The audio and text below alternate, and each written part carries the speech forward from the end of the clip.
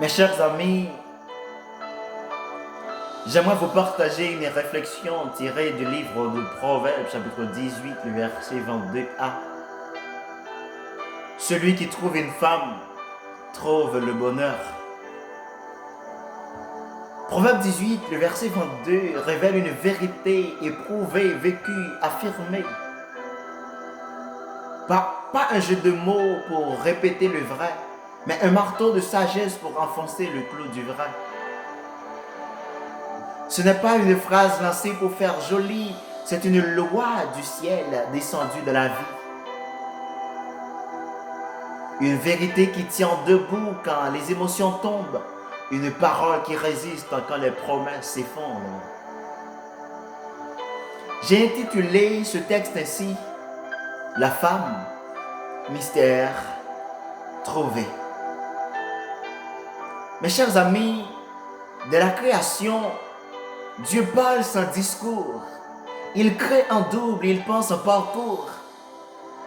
Le ciel à la terre, la nuit à le jour, et l'homme respire, mais attend toujours. Il avait le souffle, le jardin, la voix, les arbres lui obéissaient, la terre faisait loi. Mais Dieu vit une vie que l'homme ignorait. Être entouré de tout, ce n'est pas complet. Car en l'homme, il y avait quelque chose en lui qui restait silencieusement brillant. Dieu regarda l'homme entouré de sa création et déclara une vérité fracassante. Il n'est pas bon que l'homme soit seul. Non pas parce qu'il manquait d'âme, mais parce qu'il manquait d'écho. La femme apparaît non comme une option, mais comme une réponse à une question sans nom, comme une réponse en chair à une question spirituelle.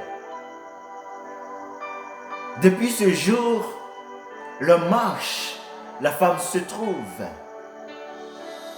Car on ne poursuit pas ce que Dieu a caché, on le reconnaît quand le cœur est préparé.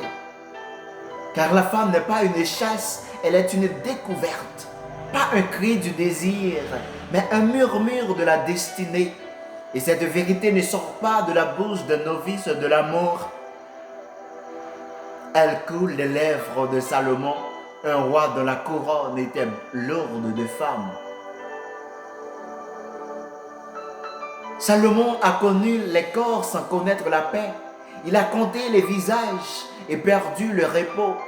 Son palais débordait, mais son cœur parfois désert. Alors, du haut de son expérience, il ne cherche pas la passion, il révèle le mystère. Il ne dit pas, celui qui prend trouve la joie, celui qui choisit selon ce qu'il voit, ni celui qui possède par ceux qui l'obsèdent. Non, il dit de préférence celui qui trouve, car trouver, c'est voir avec un regard la vie.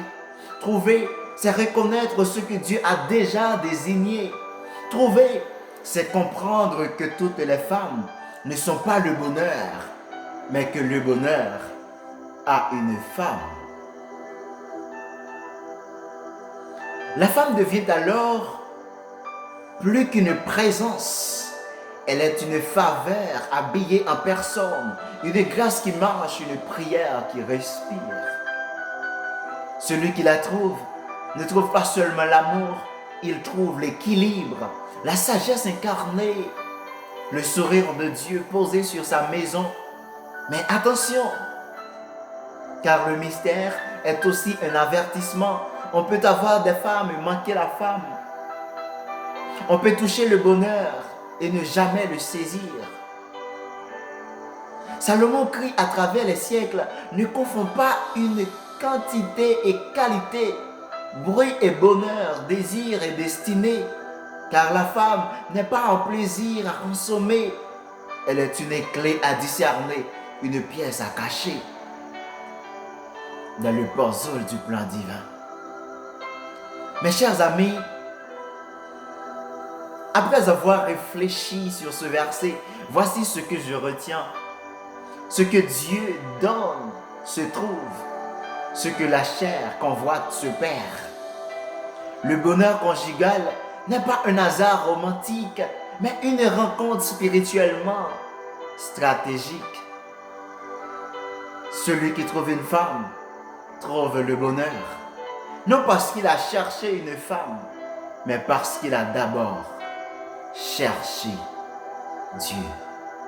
Parce qu'il a d'abord cherché Dieu. C'était Slaniva.